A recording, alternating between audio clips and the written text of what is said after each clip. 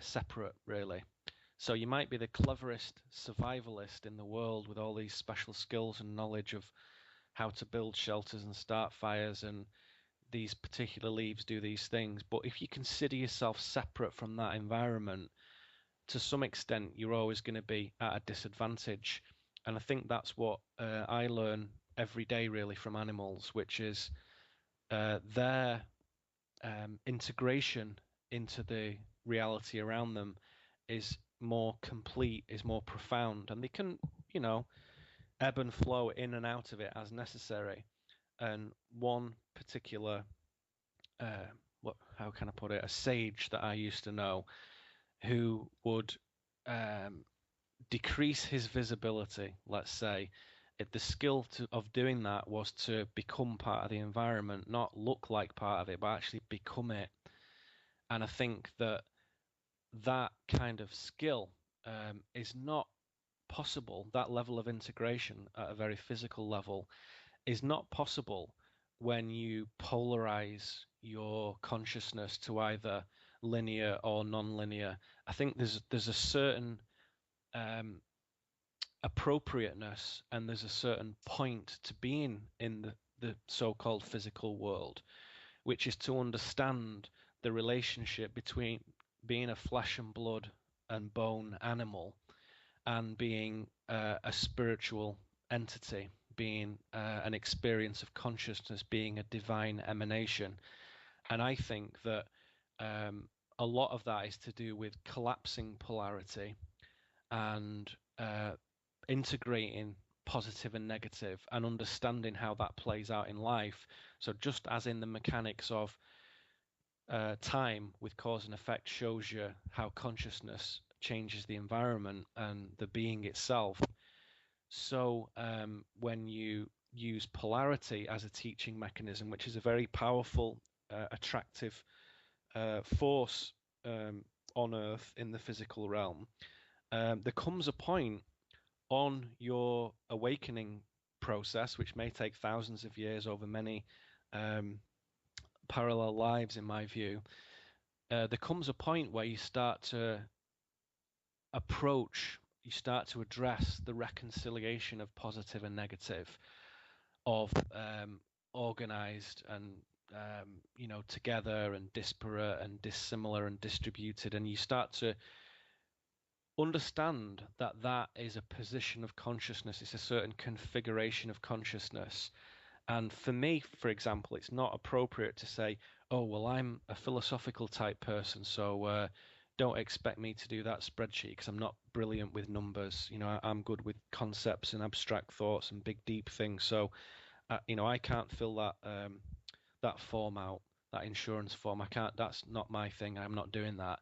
I don't think that's appropriate. I think that a spiritual man is a Renaissance man. It is somebody who necessarily is multidisciplined in what they can do. They have a number of different faculties that naturally become enlivened as you go about your business. I knew a martial arts teacher in Spain, and he had been practicing the inner art of martial arts.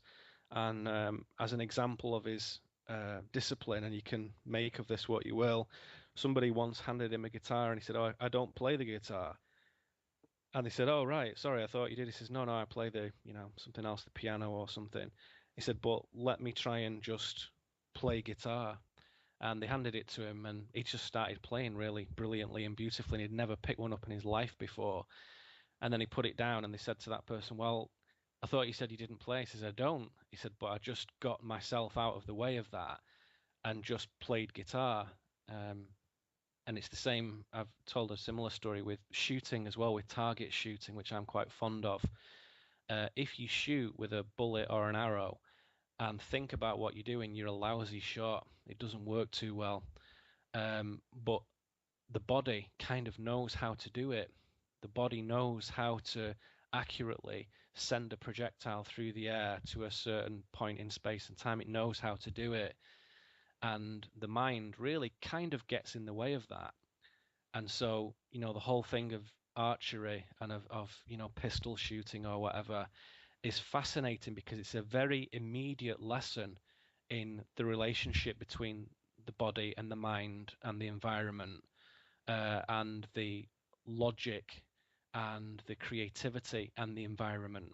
Because logic says that a lot of the things about shooting shouldn't be, and yet they are. Um, and you soon learn that when you stood there and you pull the trigger, and obviously nanoseconds later there's like a hole in a target 50 yards in front of you. Or you pull the bow and you release the arrow. You soon know how that's going. It doesn't take very long for you to assess how that's occurring. And when you do it, you start to realize why, like, our forefathers put so much store, particularly in archery, because we can trace that back a lot further. You start to realize why all these Japanese and Chinese guys were interested in that, because it's a brilliant teaching mechanism to show you the relationship between the two sides of your brain and the ways of approaching the world. And for me, it is a temptation, and it is something that I'm susceptible to drift off into mental or intellectual realms. So I have to make sure to some extent that that doesn't happen. So I use the natural environment for that very often. And right now, I living in Oregon, I'm kind of near rivers and forests and mountains and stuff. So it's excellent because I can go into Portland, which is this, really nice, progressive, cool, interesting city, or to Seattle or whatever, which is again a great city, or I can go into like, Sasquatch wilderness with just, the kind of place where if you walk too far, you could just wander off and get lost and die of exposure, which I find very fascinating and exciting. I like that. Because it puts you in touch with something that in the city you don't necessarily see, which is, controlling your own beingness with your own mortality is a very real question. So I think tuning yourself to different environments begins to show you how necessary it is to be able to modulate left brain and right brain thinking. And to some extent, you could say being in a city and being in the wilderness are nice expressions of that. So yeah, that would be my response to your question. Okay, Tom, any additions? Well, maybe a few. I would agree that there's really three things here that are good to do. One, it's good to have a very well developed left brain. Two, it's good to have a very well developed right brain. But more important, it's very good to have both of those integrated into one whole being. And by integrated, I mean, it's not that you do these left brain things and then you do those right brain things and there's like separate parts of you, separate things that don't overlap. They need to overlap completely. You need to be both left-brained and right-brained simultaneously, kind of all the time. You need to see the world in as a whole that way. And I agree that if you are unbalanced to the right, then your world is skewed and you don't learn as much as you should. If you're unbalanced to the left, the exact same thing is true. You need to be whole as a being and exercise all of your brain. Of course, since I know that this is a virtual reality, I have to tell you that you don't have really a brain. That's just a virtual thing. But anyway, it's a metaphor we'll work with here. But I think both are important. And if we look at progress, if we look at where we might be going over the next 2 or 3 or 4 or 5 decades and so on, we see that we live in a Western culture, and in Western culture, science has become the high priests. They're the ones that tell us what to think, what's true and what's not true, just like the priests used to tell people in more primitive cultures what to believe and what not to believe. So the high priests of Western culture are scientists. And in general, our culture tends to be very left brain dominant. We find the value in analytical thinking and distrust intuitive thinking. So that's kind of just the nature of our culture. So I think the approach, at least my approach has been in writing my books, the reason I wrote them the way I did, because I am both a scientist and a mystic. I'm left brain and right brain. And I've done all the mystic things and have those experiences and see the world that way in its holistic approach. And at the same time, I'm a scientist and I work in that way as well, and see the logical approach. But I think what we will need to help that balance is that we need to start. I need to start. I don't know that everybody needs to do their own thing, but my process in this is to help the people who are left brain dominant get a more balanced picture. And I started there. I aimed my book at these people in particularly because they're the deciders of policy. They're the movers and shakers. They're the lawyers and doctors and Indian chiefs and architects and builders and so on. They're the people that influence. And if they can understand a bigger picture, and not again that you push one down their throat, but that you give them opportunity to see something that resonates within them and kind of opens them to a little bigger picture. I think that is a kind of an important way to go about being part of the solution in our world. Now, it's not necessarily a good thing to do in other cultures, other places, other times, but right now, I see that we have to have the scientists turn that corner and realize that reality is not that objective place that they thought it was.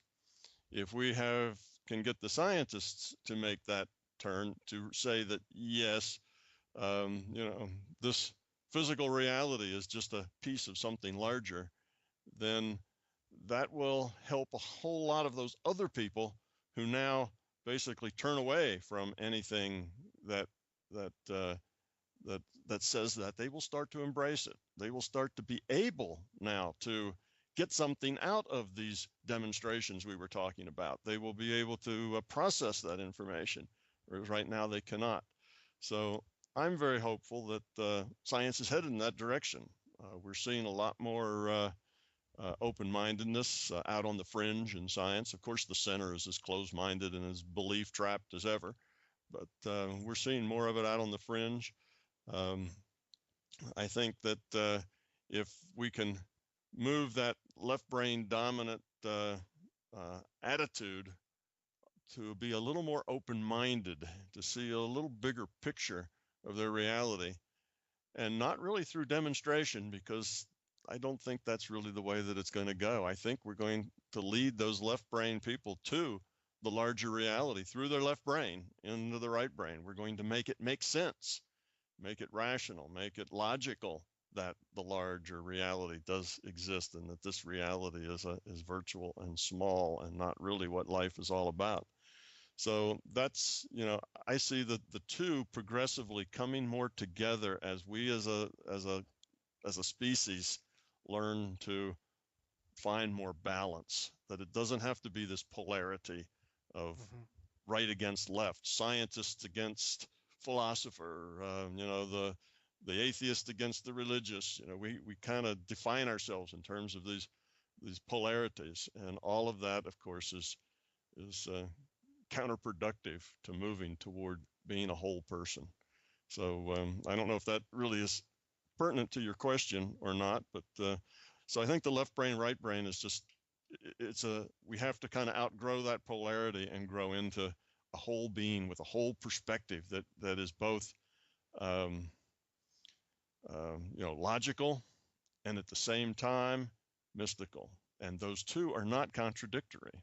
Those two can be synthesized together as one one bigger picture of the nature of reality. And I think that's kind of where we need to go.